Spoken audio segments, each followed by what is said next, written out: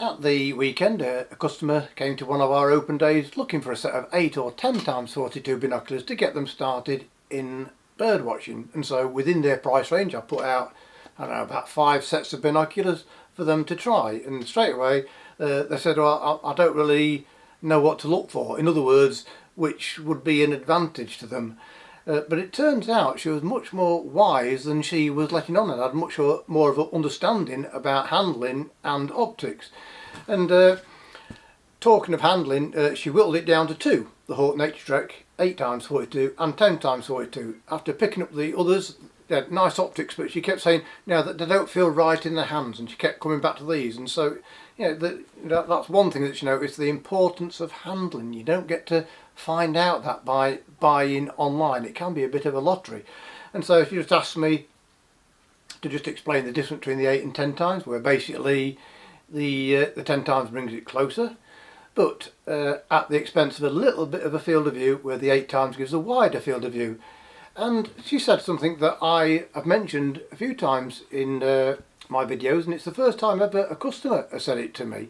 And she said, well, I'm not interested in what's on either side of the bird or animal I'm looking at. I just want to look in the centre. So a wide field of view is not something I'm looking for. I'm quite happy with a narrow field of view as long as I can get closer to whatever I'm looking at. And yes, fair point. And then I explained it a little bit further, and where other than the narrower field of view being an advantage, you also with that shallower depth of field, the point like in front and behind the subject that is in focus, it is more out of focus. That shallower depth of field with the 10 times, and so the background blur becomes more pronounced and the subject jumps out at you more.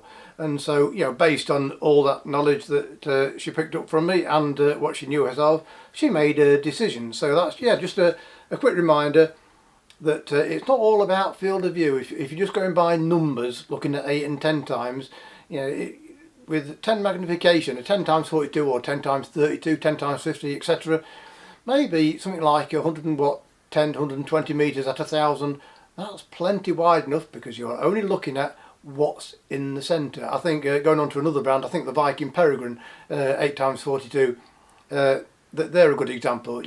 Actually give a narrower field of view than the 8 times 32 and the 10 times 42, but the image is so much sharp towards the edge. And so that's a little bit something different, just insight in what goes on at our optics weekends and conversations with customers, and a very happy customer at that. And so thanks for watching. Link to buy in the description for these, and I'll see you next time.